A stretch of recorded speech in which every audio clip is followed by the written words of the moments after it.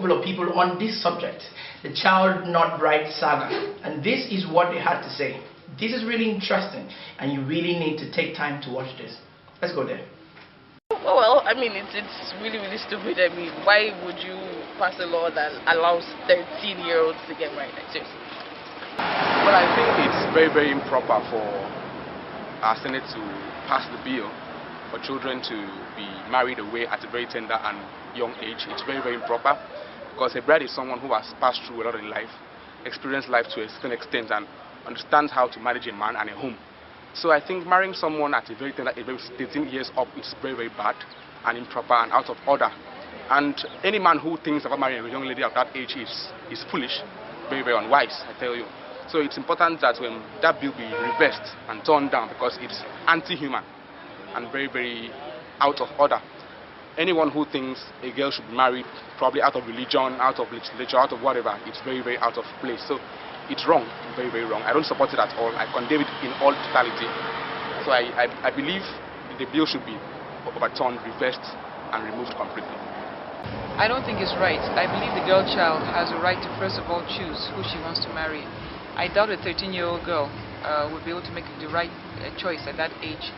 Then also, I think every child should have a right to their childhood, to be able to go through childhood, grow up, become a woman, make decisions, have an education. I believe it goes against the right of every child to force a child into marriage at such a young age. So that's my opinion. Take the comments of people on this all but very crucial issue. Nigerians are really talking about it, and you can be sure that on Twitter and on Facebook, this issue is very trending. It's very trending and is most talked about. And that's why 247 Nigeria took the initiative to invite this special gentleman to talk to us on this subject. Once again, sir, you're welcome. Thank you very much. Give your hand once again. You know, it can be very intimidating when you have two brave men sitting and you're the only young guy. You know? Okay, first of all, let's start with nation building, because I understand as a journalist that you cannot talk about what you don't know. And in Nigeria now, what state are we? So let me start with you, Mr. Ekpedeme. Well, you said nation building. To be very frank with you, in Nigeria, we are still in the process of building. We are still in the process of building. Still trying to gather information on what will help us grow as a nation. And if you look at where we came from compared to where we are today, you can actually say that we have grown, but we are not there yet. And I believe that with time we'll get there. Okay, let me take your opinion on that too, Doctor. Well, as far as I'm concerned, I'm not a journalist. Okay. Okay. But I still have to say that nation building depends majority on the strength of the youth of any country, the working class. And the last data we got, or we have, about 80 million that are below 30 as Nigerian population. Okay, that's very contradicting itself. Exactly. So let's just get to know your opinion on that. Yes, in fact, if you are based on when we got our independence, yes, we were in the transit state. Because if you evaluate what we got, what we inherited from the colonial master in the 60s, and where we are now, we will say we've achieved some level of development. But can we really say that the level of development we've achieved so far is commensurate with the years we ought to have built if we compare ourselves with the countries who got independence even after us? Be it in terms of technologies, be it in terms of development, be it in terms of educational standards. South Africa got independence less than almost half of when we got independence. Okay. Already grown up then. And today, infrastructure-wise, you can't compare Nigeria with South Africa. Indonesia, for instance, in the early 60s, they come to Nigeria to import palm fruits. They are saying, Can we compare ourselves to Brazil today? On that note, we have not started. Okay, from Dr. Ade, we have not started. But let me go to Mr. Bedeme. You're a psychologist, and I know that maybe you can read the minds or you can assess the minds of a better population of people in Nigeria. How do you think, or what do you think the Nigerian man thinks about in a time that causes him to do this kind of stuff that he does? Well, frankly, to be very honest with you, the greatest challenge we have in Nigeria is the problem of corruption. Now, corruption not just in the government house, but corruption on the streets. You know, we keep talking about the future of tomorrow, the future of tomorrow. My brother, the future has started. Really? And the truth is Nigerians are the problem of Nigeria, not the government. Because those in government are Nigerians. Sure. The people put so much pressure on the leadership, and the leadership have no choice but to continue with corruption to satisfy the people. We put so much pressure on our leaders that they have no choice but to, you know, take money from places just to ensure they satisfy the people. Now, so like I said, the greatest problem we have today is Nigeria. Now, for instance, you wake up in the morning as early as 7:30. You go to the house of a representative, maybe in the House of Assembly, House of Representatives, and you see Nigerians gather in his house. Now, they want money. Sure. How much does he go home with every month? Now, I'm not saying they don't go home with much, but the truth is he has to satisfy those people. They put pressure on him and tell him, we sent you to represent us, so you just have to take care of our needs. The pressure is so much, so he has no choice but to take from everywhere and multiply the corruption. And when he does that, he comes back home and we clap for him. A member in the house, maybe he buys cars, he buys things and gives to his supporters, and everybody claps for him and say he has done well. We don't care to ask, where did he get the money from? So the mentality of Nigerians is the problem of Nigeria. We just want to survive. Anyhow, let's just survive. You know this man is not good enough for that seat, but he has the money. Let me get his money and let him just go. After all, when he gets there, he's not going to remember me. So our problem is the way we Nigerians think. And Nigerians are the problem of Nigeria. Okay, talking from the aspect of a psychologist there, because you're talking about the mindset of Nigerians now. Yes. So from what I can digest from what you just said, Nigerians are the problems of Nigeria. Yes. That's it. All right, let's move now to what can be done, because I want us to have more time to talk on the child bride saga. So I am just trying to see how we can talk about the national issues before we can go to that. How do we solve this issue? Because people that watch things happen don't make things happen. So how do we solve this issue? Let me start from Dr. Ade. Okay, thank you, sir. I have a bit of differ from what he said. I agree that several Nigerians largely dwell on corruption. But he is undermining the problem of Nigerians by saying Nigerian people are corruption. No. I will say that the Nigerian entity is corrupt. And we're the one corrupting the other people from the world. There are people who have been done investigations on the level of corruption at the zenith, have been convicted. They've been charged for various level of time, jail terms, for being involved in Nigerian corruption.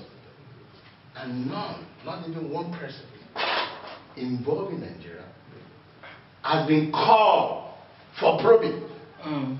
Talk less of reprimanding them or judging them. So corruption is, as I say, it's not just about we are the corrupt entity that need to be purged. We need to purge ourselves first. I'm serious. If we don't deal with ourselves, nothing will happen. He has said it right. That's corruption, fine. But we should look at not as we being corruption, we are the corrupt ones. And if you don't start from you within individual, now what can I do for myself to change my mentality? they were not going far. I've not even been a step. Okay, sir. Yes. Okay, that's from Dr. Ade. Let's quickly go for a break. When we come back, we'll be settling down to talk on the Child Not Bride saga. So many things have happened, and I think you really want to hear this. Don't go away. Alrighty, welcome back from that break. This is Frontline on 247.TV, and my name is Franklin Robert, and today I'm very excited because I love Nigeria and we're talking nation building. Something we're talking about in particular is the child bride controversy that has trailed so many social media networks and many other things. Newspapers, the online journals, Twitter, Facebook, MySpace, Google+, all of these things, they have trending topics on this particular issue. So let me move back quickly to my guest. Dr. Ade, you watched the video. So what can you deduce from the video? It is quite unfortunate. You know, I like the way you say well. And it is quite unfortunate that such an issue is coming up on a National Assembly when we have a major stop issue confronting Nigeria as a problem. For that to be coming up means that, personally, I've never had a confidence in the National Assembly before now. But now, it's now more glaring that most of the people that are there are clueless. They don't even know what and what is meant to be done for national building. For instance, we're talking of a child, teenage marriage as a doctor. No, let's not even go to your profession because I need us to transcend. So I just want to get your opinion on what you can deduce. You said they are clueless. 100%. All right, let me go to Mr. Pedeme now. You watched the video. Yeah. No, so what can you say about the Nigeria Senate? To be very honest, what I saw on that floor is respected men that have the interest of our nation at heart. I'm enjoying this already. And people who believe in Nigeria, people who are patriotic and want the best for Nigeria. Now, Senator Yarima, I will say that man is a very intelligent man. And if everybody wants to hang him on the cross, I will not do that. Why? Because he was simply painting a picture of Nigeria that we don't know. He was simply telling us, this is what is happening in our country that you people don't know. Don't forget, he was quoting a law that had been in existence 1999. Before now, we've not heard anything about it until recent amendment work started on the Constitution. But he was simply telling us, this is what we have been practicing. He was saying, he didn't say, let's stop it. He didn't say, let's change it. He was simply saying, this is who we are as Nigerians. So that's what I saw from that floor. And though it's unfortunate that what we Nigerians are looking for didn't come up from that, but I think we need to look at it from a different point of view. Okay, that's what we're meant to do. We're going to be looking at it from a different point of view. That's why we're having two gentlemen that are going to be talking from their wealth of experience in their different professions and not forgetting their own perception of the Nigeria of their future. Now, let's talk to you, Dr. Ade. This thing has been going on. Do you think the senators were discussing this thing in error or they were on track? Yeah, it was really said, there's a paper that I read, I think about 4 days ago, I think the following the third day, when the big came up, about the doctor, senator representing one of the Southwest, who actually confessed that he voted in error. And he was publicly weeping and crying that the Senate was too ambiguous for him. If a senator, a learned person that my brother said are intelligent, who voted in error of something of that importance, he was not that. They didn't put a gun on his head. It's a simple English. And if you want to vote in error, you have to be the arbiter, you need to consult your colleagues. Sorry, okay, don't know what's going on here. So what are we saying? Black and vote. You know, no black people are not voting. Whatever you vote candidate with you or against you is online. So it's not as if, you know, for you not to know what and what to do. So for him to have clicked yes, by not knowing what he's even clicking for, shows us the pedigree of people at the Senate. Please, sorry. Let me now, I'd like us to understand what happened. Okay.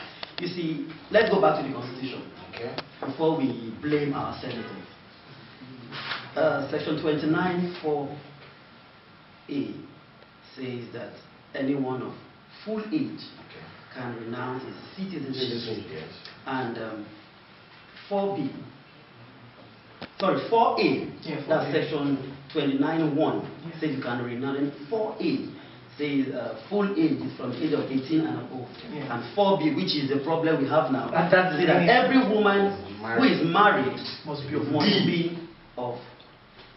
deemed to be an adult. Yeah, okay. Now you have their own law. He quoted the law that says that a young lady can marry. And please let's not get this wrong. They've been practicing this law. The Constitution gives them backing. They've been practicing, and no Muslim have come out to say that we don't like this. When he was the governor of Zamfara State, there was a time when the criminal is caught, they chop off the hand, they chop off the head, and everybody was making noise in Nigeria. And the man came up and said, our law says we can do this, and we all kept quiet. Not long after that, he contested to be a senator, and he was voted, and he is now a senator. Now, he was simply saying, we have a law, and our law says this is what we should do. I think what we should be looking at now is, how do we help the Nigerian girl child? Because the law, the Constitution has tied the hands of our senators. That's right. Now, if you look at the second article of the Constitution, Part 1, Item 61, it prohibits the National Assembly from legislating on issues that have to do with Islamic law and customary law. The senators would have loved to remove that clause, but the same Constitution has tied their hands. Who do we blame? So my problem now is Nigerians, we always solve the problem from the wrong place. That has always been our problem. We look at the problem, we don't think, let's start from the scratch. We try to cut off the head, waiting for the man to die. The man refused. No. Okay, let's see what you have to say. Yes, in the sense that that constitution has been silent for a very long time, unprovoked. Until somebody who knows what that section of constitution stands for and thinks he has been fully justified by what he has been doing against the background of public opera in Nigeria, of which the new senator you mentioned, I don't like mentioning names. My senator married somebody at 13 years old from nowhere. Don't forget, the law permits him to do that. Looking for a way to justify his actions or non-legitimately popularizing other people, other senators who cannot come open to do the same. We know it's the same plan to say, okay, fine, at least non-person has said this, we are justified. Not only that, no matter what happens, Nigeria is still a secular state. Nigeria is not a Christian country. It's not a Muslim country. It's a secular. And that should be the overriding public interest of Nigerian as an economy, as a nation. Because we know a lot of controversies.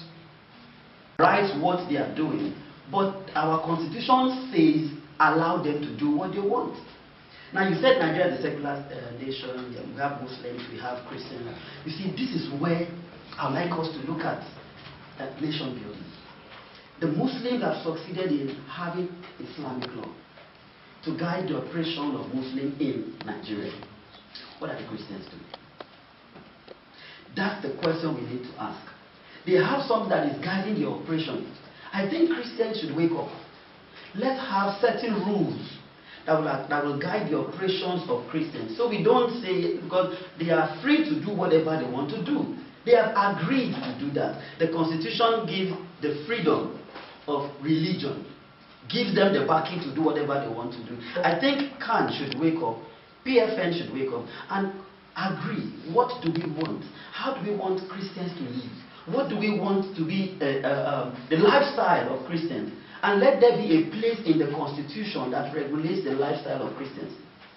That will help us, because the way it is, the Muslims, they have the upper hand because they have a law. Every Muslim respects that law, but we don't have. And that's where the problem is, because coming back to the issue of marriage, as Christians, we don't, it's not proper for a girl to get married before the age of 18. But their religion permits it. If our religion doesn't permit it, then let's find a way to fix it in the Constitution. Let it be that we Christians don't believe in this thing. And look for a way to help a Muslim who does not believe in their religion, but because her hands are tied, she's a Muslim. Any Muslim who wants to come out and say, okay, I don't like what we are practicing, I want something better. And you can't run to a place where there is no solution. If there is a law, if there is something in the Constitution that places a benchmark on the age of marriage for Christians, a Muslim girl can decide to renounce her religion, come over to this other side and say, because of this thing that they have, let me stay here. Is it that easy for a Muslim to renounce his religion? Well, it's not difficult. It's a matter of choice. Yes, I have heard of Muslims becoming Christians. I have friends who are Muslims who have become Christians. You know, so it's not difficult. It's choice. And also depends on the kind of information you are exposed to. Because those information will determine the decision you will make. So it's not difficult for a Muslim to become a Christian. Okay, let me ask Dr. Dana, do you think that that particular argument had to do with marriage? That's the reason it's raising so much dust? I say yes, actually.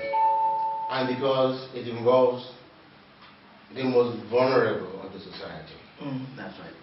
I agree with you. Children, yes. We all know, even in the north today, as we are talking, girls' child education is next to nothing. Because they believe that after all, you might out to your husband. Let me ask one question. All these people that are acquiring children as wives in the northern part of the country, how many of them can raise their hands that they've given out their daughter in marriage less than that age? You want to respond to that? Yes. Doesn't happen. You see, you can't see the big boy in society who love children and give out her own daughter, his own daughter, sorry, or her own daughter to marriage less than that age. You see, like I said, that's the The problem. people That's the problem that of are Nigeria. involved now, they are those people in whose parents doesn't even know. They don't know that. It's okay, fine. This man is rich, we know. When we give our daughter to them now, our own poverty has gone forever. Please go. It's against our people because of the level of properties and the acceptability of the society. So okay, fine. Yeah, okay, fine. We know, okay, fine. If you are in-law to social senator, definitely, that will be ended to poverty. At the expense of the innocent child in which the conscience was not even sorted for, who is not mature reproductively enough to withstand the stress of marriage, of childbearing, and other complications that I cannot even mention now. But if time permits, we will mention that. All right, you wanted to say something? Yes, like I said, that's the problem of Nigeria. We don't solve problems from the root. You see, the problem of Nigeria is that our leaders don't pay attention to, let me use the word teenagers, from 0 to 18. Now, there was a time in our nation that the men were in power, just the men. Even in the church, no woman speaks, just the men. Sure. And it was okay. At a point, the women reacted, no, we can speak as well. So Nigeria wanted to solve that problem. And they decided to give the women power. And I don't mean to sound sycophantic, but like what our governor here is doing, the Child Rights Act. Of all the projects His Excellency has done, this is one project that I will forever praise him. I work with young people. I listened to their plight. And the governor came and said, no, let's help these young people. Brought them out from the villages, gave them a place to stay. They are going to school free. Clothes, everything is good for them free. Food, free. I work there, so I'm not saying what I don't know. I see these things. Now, he is trying to solve the problem of Nigeria from the roots, which is what the leadership at the federal level should be doing. How do we help the Nigerian child?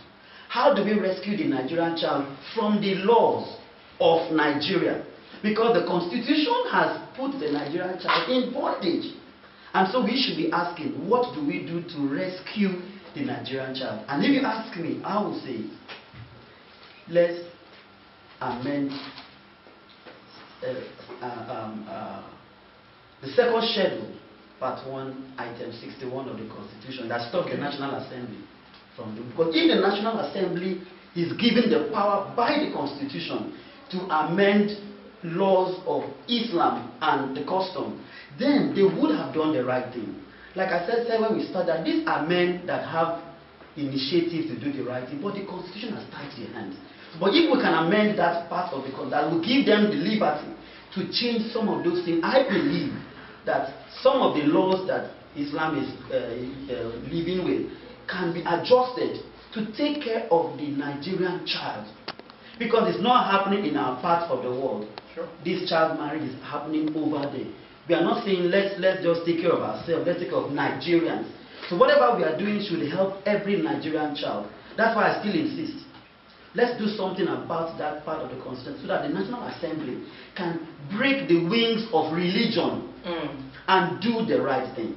So if we pay attention to the Nigerian child, not just giving them free education, not just giving them shelter, but paying attention to the emotional needs. Emotional need of the Nigerian child, because that's the young boy that will grow up to become the youth. If he has the right perspective to life, he will not grow, become a youth and run around men to look for help. While he's growing up, he's able to learn so much that he can grow as a man, grow having the things he needs to survive, that he won't have to depend on anybody. Okay. So our problem is pay attention to the young people. All right, Dr. Ade, you are a medical practitioner. Now, what happens when a young child, people say girls are underdeveloped, maybe at 12 and 13. What happens inside of them, inside their physiognomy, when they get married at that tender age? Wow. Thank you very much. That is why I will say it again, it's very sad bringing up this topic at the time. Because when you truly understand what is going on, what goes on with a baby, I will call them babies. When you have a case of a child, taking care of a child, you understand the weight of the gravity. I'm not proving that I'm showing some pictorial demonstration of what it looks like. When you see it, it looks like a horror film to you. What goes on there? A child in Africa, the female child develop less rapid than our Caucasians, the whites. The white girls develop faster. Because of their genes and genomes and their constitutions. Now, averagely, an African girl's child starts developing breast, or what we call secondary sexual characteristics, between 9 years to 12 years. Okay. That's when the changes start developing from a girl and a boy. A girl and a boy, between the age of 0, 1 to 9 years, look exactly the same. You know, when you dress a axillary ear and a pubic ear. So, as there's seen some external features changes, there are also changes going on within them. Inside of them. Preparing them for womanhood. At 13, you're not ready. They are still at, I will call it, pre-puberty state. There is undergoing puberty in progress. Some of the the organs are still rudimentary. I'm sorry, I'm using that terms. Rudimentary means something still at the bud, something just shooting up, preparing to grow. You know, when the womb is not yet grown, the ovary, the eggs, they are still there. You know, the muscle is not there compared to the testosterone, because when you look at this, the dimension, even the body weight, the sizes, and the outlet, the private part, it is still not well developed for childbearing. Okay. They are still rudimentary, but they are in the process of developing to adulthood. And until even sometimes, until when they started menstruating, you know, and when they start menstruating, it doesn't even mean the child can get pregnant. It means that the maturation has gotten to that stage. And that's what we call an ovulatory menstruation. So it means the egg is not yet developed. Okay. But the menstrual cycle has begun. You know? And that means that at that phase, sometimes when they start their menses, they don't see within 2-3 months again. And then it comes again. Okay. Because it's to what it's going to be in the nearest future. Nature is now big at this stage of being forced into a man's home. Apart from the psychology, physical insult, the physical injury for this child. We all know that if I'm sorry to use the word, the phallus compared to a child's vagina, they are highly incompatible. Their bone, the pelvic bone is not yet developed. It's not just about the skin, everything. It's everything about them. The bone, called the pelvic bone, has to be fully developed, because the female pelvic bone is different from the man's own. So that means the pelvic. There is a dimension, a standard dimension for a reproductive woman, an adult who has come of age, but because by nature their height, you know, is shorter than what would be deemed as the height of a full adult, they do have problem. Okay. Why delivery? Okay. Because they are short statures. So that's why we look for, as a doctor, when they come for antenatal everything, we measure their height, everything. It's not just saying that height measurement is for a reason. You know? Okay. So when a child who had the period of growing taller and developed a full pelvic maturation was handpicked in the middle of the process, forced into a home to start having babies.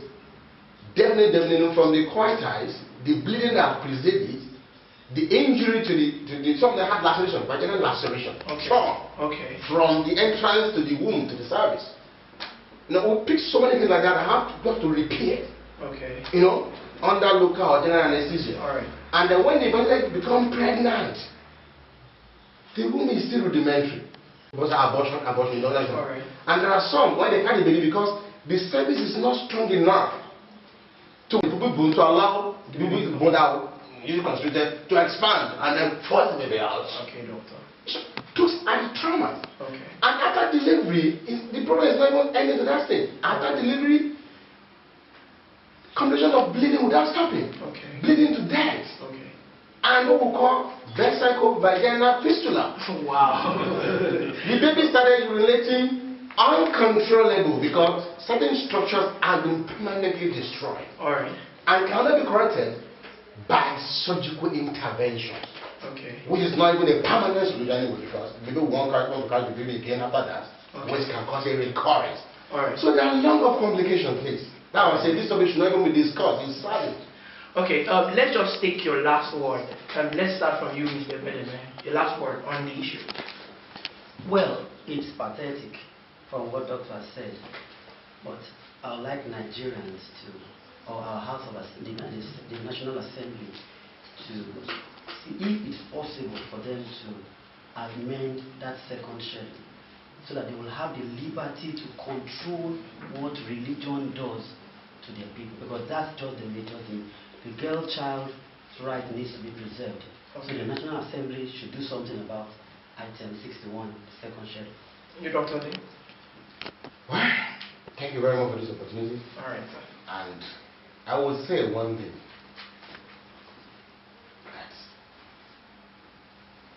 whoever is there representing us, Nigeria should start making human laws. There are some laws that are governing us that are not human. Oh, no. Please. Oh, doctor, if you want to go to where you're going, we'll stay here. I know, please. Let our senators and everybody who is in charge of constitution start beginning to make human laws. Okay, that has been it on our interview session with two gentlemen who have done justice, if you agree with me, to this subject. Mr. Bedeme, thank you very much. Dr. Ade, thank you. It was my pleasure handling this session. My name is Franklin Obot, and I'd like to step out now for the paper review segment with Courage and Jennifer. It's 247 Nigeria TV Frontlines. Don't go anywhere.